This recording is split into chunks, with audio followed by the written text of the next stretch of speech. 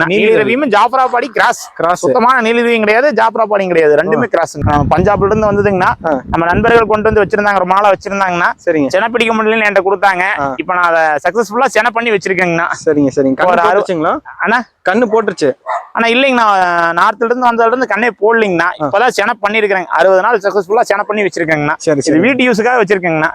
இத அந்த கடாயில சேர்த்தும் போது கண் இந்த அளவுக்கு வருங்களா? வருங்கண்ணா, கண்டிப்பா வருங்கண்ணா. எனக்கு தெரிஞ்சு பயங்கர ஜெய்ஜாண்டிக்ல கண்ணே பிறக்குங்கண்ணா. அந்த கடாயில வச்சிருக்க பண்ணி ரொம்ப கஷ்டப்பட்டு சென பண்ணி வச்சிருக்கேங்கண்ணா. சரி சரிங்க.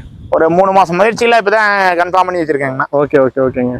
கண்டிப்பா இதனுடைய கண் அப்ப நல்ல ரேட்டுக்கு தான். ஆமாங்கண்ணா, நல்ல ரேட்டுக்கு தான் விற்கிங்கண்ணா. நல்ல சைஸ்ல வரும், நல்ல சைஸ் வரும். ஆமாங்க, அந்த ஆண் எருமைக்கு நிகரான அளவுக்கு இருக்கு இல்லைங்களா? ஆனா இருக்குங்கண்ணா, அதோட எனக்கு தெரிஞ்சு பெருசாதான் இருக்கும். காலெல்லாம் பாத்தீங்கன்னா அப்படியே ஜெய்ஜாண்டிக்கா இருக்குங்கண்ணா. சரிங்க. இப்ப இது வந்து வயசு எவ்வளவு இருக்குங்க? ஆனா இதுக்கு வயசு வந்து பல்லு சேர்ந்துருச்சுங்கண்ணா. எப்படி ஒரு 8 வயசுக்கு இருக்குங்கண்ணா. அது கம்மியாலாம் இருக்காது, அதோட அதிகமா தான் இருக்குங்கண்ணா. சரி ஓகேங்க. இப்ப இது வந்து எப்படின்னா வீட்டு யூஸுக்கு தான் வளர்க்குறீங்க? ஆமாங்கண்ணா, இது என்னோட யூஸுக்காக வளர்க்குறேங்கண்ணா. சரிங்க.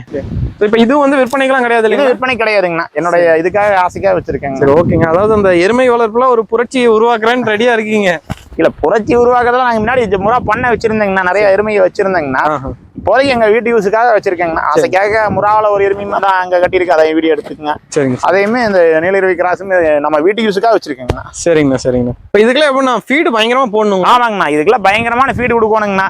டெய்லி 5 குண்டா சீம்பிள் வைக்கிறேங்கண்ணா. அதுதான் ஃபீடுங்க, வேற ஒன்றும் கிடையாதுங்க. சரிங்க. நம்ம கொஞ்சம் சீனி கிராஸ் போட்டிருக்கேங்கண்ணா. அதுல ஒரு 5 குண்டா 6 குண்டா அரைச்சாந்து வச்சிருவாங்கண்ணா. சரிங்க. இந்த தவிடு புண்ணாக்கு அதெல்லாம் எவ்வளவு வைப்பீங்க? ஆனா பருத்தி கொட்டை, தவிடு, புண்ணாக்கு எல்லாமே அந்த இந்த குண்டால ஒரு குண்டா பிணைஞ்சு வச்சிருவாங்கண்ணா. சரிங்க. அங்க இருக்கு ஒரு குண்டா, இருங்க காட்டுறேன். இந்த குண்டால ஒரு குண்டா பிணைஞ்சு வச்சிருவாங்கண்ணா. சரிங்க.